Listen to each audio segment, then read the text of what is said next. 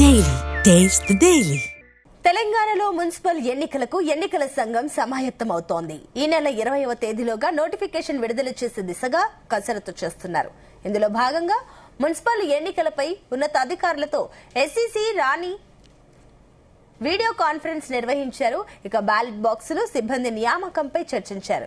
ఈ నెల 13 నాటికి పోలింగ్ స్టేషన్ల వివరాల డ్రాఫ్ట్ సిద్ధం చేయాలని, ఈ నెల 16 నాటికి ఓటర్ల తుది జాబితా ప్రచురించాలని స్పష్టం చేశారు. ఇప్పటికే జిల్లా మండల పార్టీలతో సమావేశాలు నిర్వహించిన ఈసీ రాష్ట్ర స్థాయి రాజకీయ పార్టీ ప్రతినిధులతో సమావేశం కానుంది.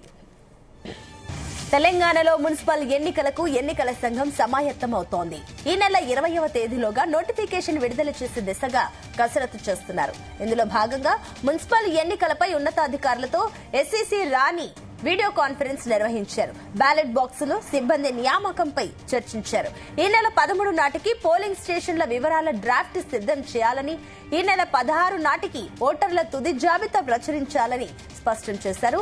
ఇప్పటికే జిల్లా మండల స్థాయిలో రాజకీయ పార్టీలతో సమావేశాలు నిర్వహించిన ఈసీ రాష్ట్ర స్థాయి రాజకీయ పార్టీ ప్రతినిధులతో సమావేశం కానుంది.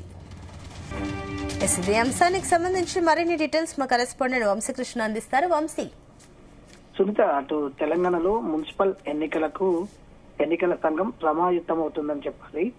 ఈ నెల 20వ తేదీలోగా నోటిఫికేషన్ విడుదల చేసే దిశగా కసరత్తు చేస్తున్నారనేది కూడా మనం చెప్పాలి.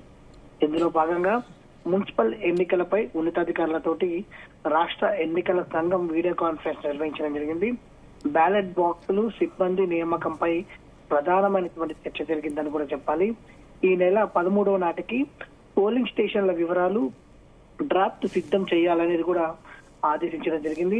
ఈ నెల 16 నాటికి ఓటర్ల తుది జాబితాను ప్రచురించాలనేది కూడా స్పష్టం చేసినటువంటి సందర్భం కూడా మనకు కనిపిస్తోంది.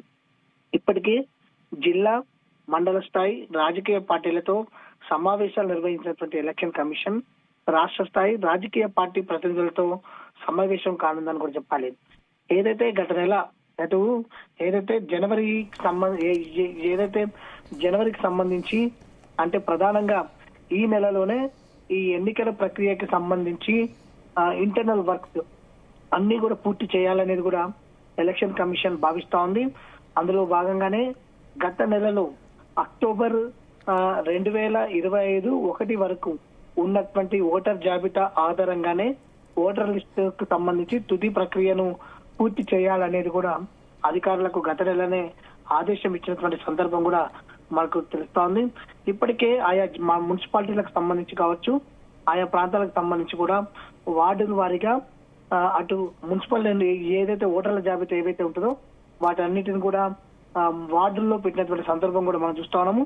వాటికి సంబంధించి కూడా వెరిఫికేషన్ చేసుకోవాలనేది కూడా ఇప్పటికే ఈసీ ఏదైతే అభిప్రాయం వ్యక్తం చేసినటువంటి సందర్భం కూడా మనం చూస్తా ఉన్నాము.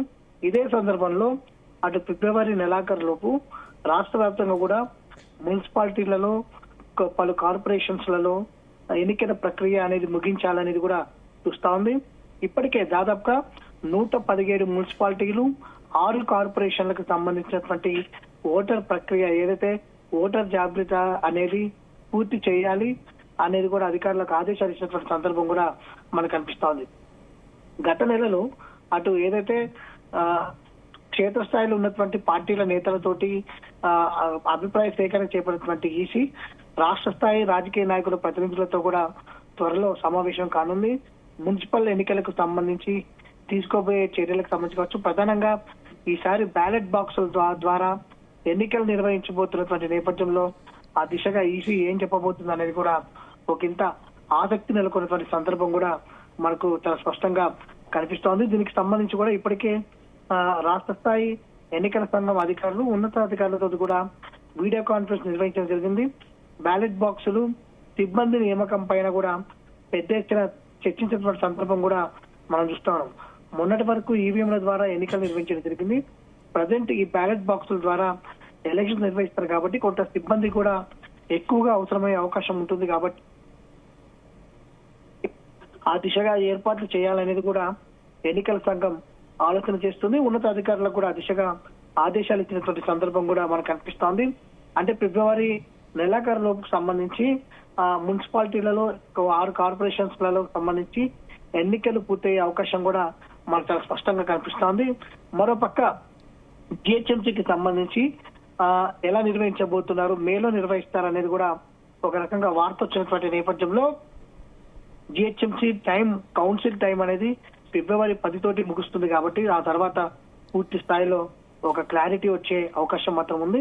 ముందుగా అయితే 117 కార్పొరేషన్ ఏదైతే మున్సిపాలిటీలు, దాంతో పాటుగా 6 కార్పొరేషన్లో మాత్రం త్వరలో ఎన్నికలు జరగనున్నాయని మాత్రం మనకు చాలా స్పష్టంగా అర్థమవుతుంది Sunitha. Right, thank you Vamsi.